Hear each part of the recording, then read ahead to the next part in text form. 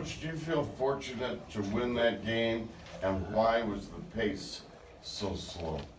I said it on the pregame radio show. I told our team before the game, we've been talking about it all week. The best comparison I can make to this team was a Montana team that we played earlier in the year that I thought was also very undersized but physical and incredibly competitive. They're very well coached. And I explained that we just finished playing Houston Baptist in Grand Canyon. Davis is neither of those teams. They are a different level caliber opponent, and they were going to come at us the way that they did. They had a 4-point loss at Utah, a 6-point loss at Cal. It's a good basketball team, and I had a feeling we were going to be in for one of these, and we were in for one of these. And as much as you can maybe warn a team or prepare a team, you have to also tip your cap to Davis as well for playing their hearts out tonight and taking us right to the wire. Fortunately, we have a great, resilient group of guys that have continued to find a way to work through these kinds of games and come out with wins more often than not, and I'm thankful to have the players that we have. I want to start with your guys' scheme is to get a lot of your points at the free throw line, and you seem to have them where you wanted them going early in the second half. You had 2 of their guys with 4 fouls, and it didn't seem to do much after that. You guys didn't seem to capitalize after about the 5-minute mark of the second half. Is that something that you guys were failing to do, or were they just really smart about not picking up other fouls? No, I thought they were pretty good at getting it out of there. They started doubling it. They helped off a lot of corners, and we had a lot of kick out for either open threes that didn't go down or guys that drove those, and sometimes it worked and sometimes it didn't, but they helped off corners a lot all night and kind of made those guys make plays, the Vantes, the Quatches, players in those spots.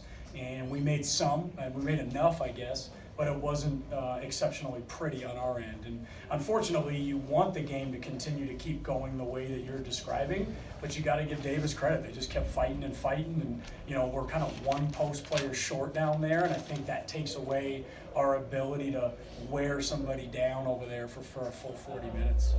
Corey tried, and then he just played 38 and a half minutes. It was hard. He drew 11 fouls too. For sure. So he did his part. It just didn't seem like. But I think we could have kept going to him too, and I think it was just they did a good job of trying to keep that thing out of them. On the going to him though, like it looked like last year's team. It didn't look like you guys had a guard capable of getting the entry pass to the post. I know. Were there some flashbacks in your mind? I thought like their 2 guards, 1 and 5, and we talked about going to the game. They were quick little scrappy guards, and I was so encouraged last game because Tavian and Zane were, I think, 9-1 assist to turnovers last game. I think Zane was 6-1 and Tay was 3-1.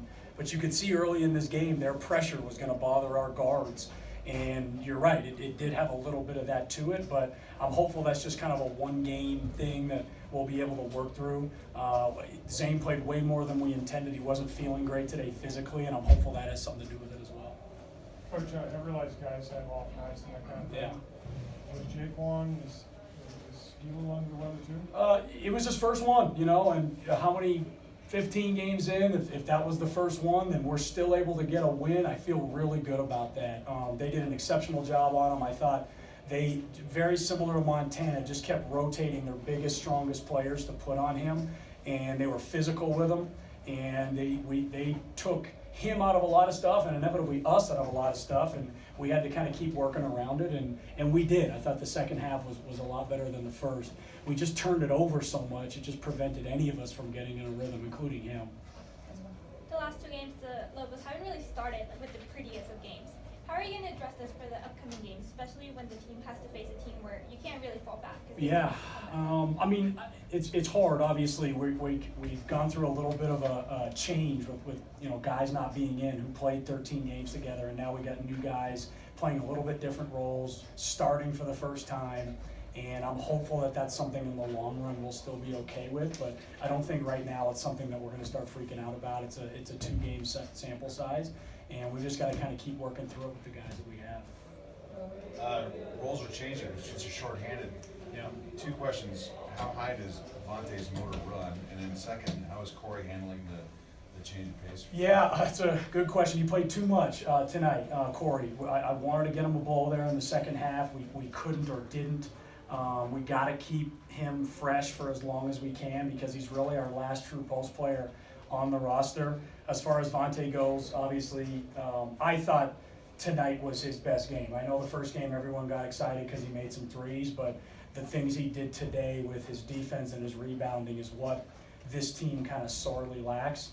Our season high for offensive rebounds this year was 14, and all we talked about going into this game was let's have our first 15 offensive rebounding game of the year, and we had 19, and those are the difference in games for us, and we've got to continue to utilize people like him and Corey and Quach and get them going to the glass and creating those extra opportunities. And Vante, obviously, his motor is special, and I think I've said that before, and I think I also said before I need to learn how to coach him, and he's got to learn to play for me, and that's something that we're just starting that road together. So I'm hopeful that it'll be a fruitful journey for him here. Coach, you've talked a lot this year about the leadership, off the floor, and some of the guys taking some of that responsibility from you, and that leadership with some of your seniors and whatnot. So with the changes you've had to make to the roster, how have you seen that develop? Yeah, I mean, I think even in this game, we get into these timeouts in the second half, and there's no, I don't know, everyone. Maybe it's just me, or I don't know, maybe you can ask them. I think everyone just thinks we're going to win. There's just a very calmness about us. I think we know kind of things that happened last year before, and broken clipboards and emotions and this and that. And I'm really following a lot of their lead, and just they're an experienced, resilient group of guys who just seem to make plays at the right times, and championship teams do that. And are we a championship team? I don't know yet, but I think we have a lot of makings to do it, and I'm not going to take a ton of credit for it. It's for guys like Vante and Wap and the guys that are wearing the uniforms. Last question, Geoff. You guys gave up 11 3-pointers again Yeah. in a game that could have gone down the stretch, could have gone either way. I know you have to protect only one post player left on the roster for now, but is there any thought of changing up the way you guys are protecting the bigs at the expense of space on the 3-point line? It's hard. I would say, obviously, number one made 3 tonight. I think he's made 2 in his career. I think when the kid at Boise made 4, he'd made 3 in his career. So there are some threes, even though they're going in and you're out, the probabilities are we're okay with those shots. Gonzalez went 4 for 10. Do I love it? No, but would I live with it in a game like this? I'd probably live with that. Mooney went 3 for 7. Again, good, but nothing that I thought was going to beat us. I think what changed that was Squire going 3 for 5, and not that we're sitting saying, hey, you just daring someone to shoot it, but if he's taking those shots, it's one less for some of the other guys. Just since you're, whatever the refs told you on the situation with the double technicals, double technicals, can you just explain how they explained what happened to you?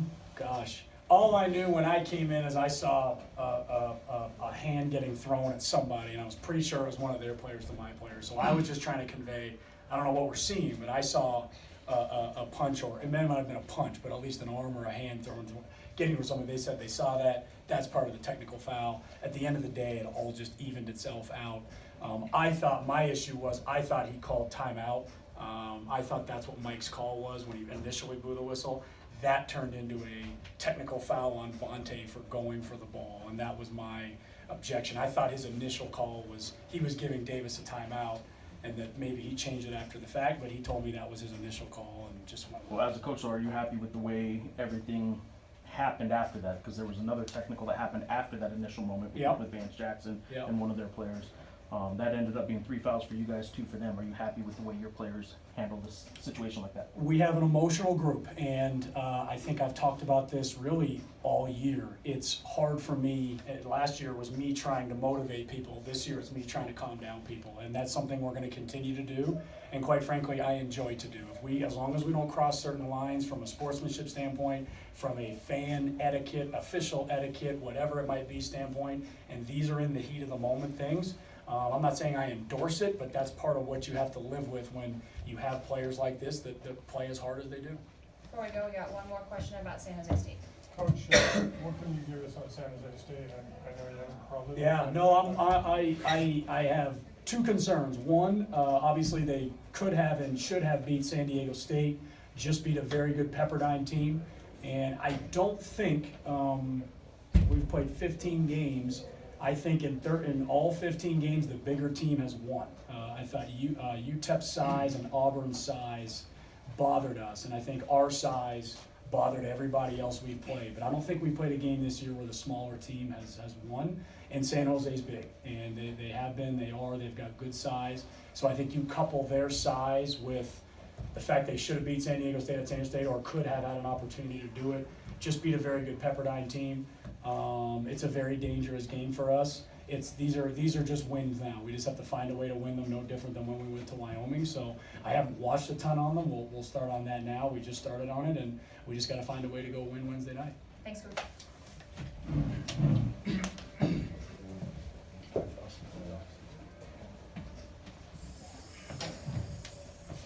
All right, Vante Hendrix, 13.7 rebounds.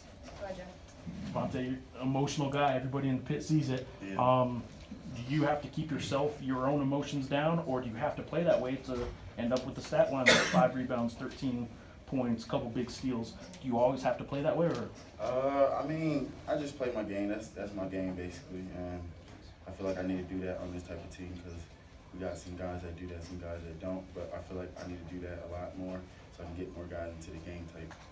So you're a high wired, you're wound high, energy wise, and you're going to be playing that way no matter what, whether your game's on or off. That's just how you are. Yeah, basically, yeah. I just my game is just I like to bring energy and get my teammates going. Henry, go ahead. You want to sit a little closer to the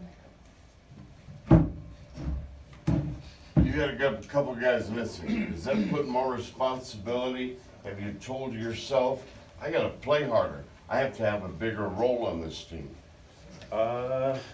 Yeah, but I think I just play like that every game. That's just the type of person I am. I like to bring energy and anything I can bring to the team mostly.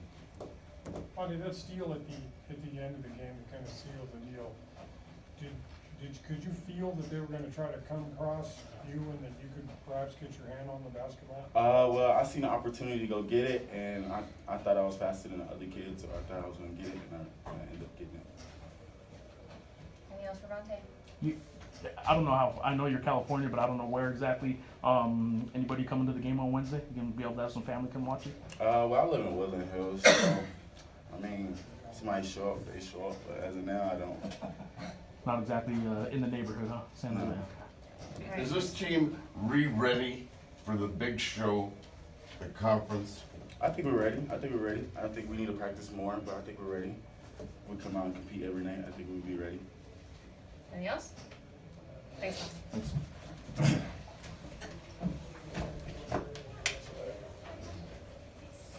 All right, Corey Manigault, 20 points, 11 rebounds, his first double-double of the season, his third here at UNM.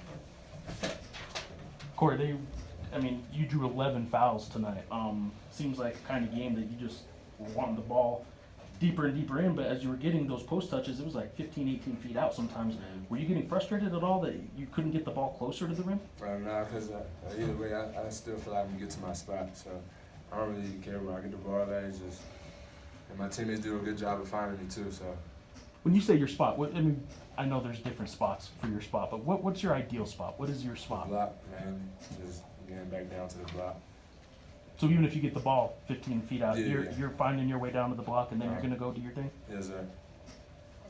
Now that you are getting chances at the starting lineup, do you see you and you had some good performances? Do you see this as like a way to prove yourself that you do belong there? It's not really a way to prove myself. It's just I want to help my team win. So as long as we win, I'm cool for the most part. Yeah, it's one thing with CB in there, it kind of changes the dynamic of the way the team plays, but now you're the guy in the paint. Does it change your approach at all? Yeah, definitely got to get on the boards a lot more. I think I can do even better than tonight, but just for the most part, just we maybe missing that big rebounding presence. So without that, we're missing that, and then I just got to fill that in. Whatever our team needs, I got to do. From an energy standpoint, you haven't always been the guy to get everybody going and energy-wise. Does it help when you got Vante Hendrix on this team? Oh yeah, and for guys sure. like that? Yeah. And everybody know like my energy, and I'm not gonna be loud and scream with it. It's just like a little here and there. You feel me? I turn up with you. Can you play like that every night? Yeah. Your fans expect you now to play like that every night. Do you feel that Yeah. responsibility? Especially with the support from them. I think I can actually do that. And this is I don't know. The crowd's so crazy. Like I can't explain it. They kind of like push me to do that. So yeah. 38 minutes, though. Yeah. You can play 38 minutes every night? Yeah, if I got to, if that's what I got to do to win, then yeah. Corey, you were doing a heck of a job of just creating space. I mean, certainly there were some size advantages, but what were you able to do? And, just with that matchup with them, what were you able to do and what were they maybe giving you? They weren't sending too many traps. They sent a trap here and there, so I just had to adjust when they did send a trap. I just kicked it out and just made something happen. But if they didn't, I just, like I said, found my spot. How much you been working on your footwork this year? I ain't gonna lie, I always had kind of like the footwork, but it's definitely been better thanks to our strength coach and stuff like that. Thank you. Good job. Thanks, Corey. Good job, Corey. Thank you.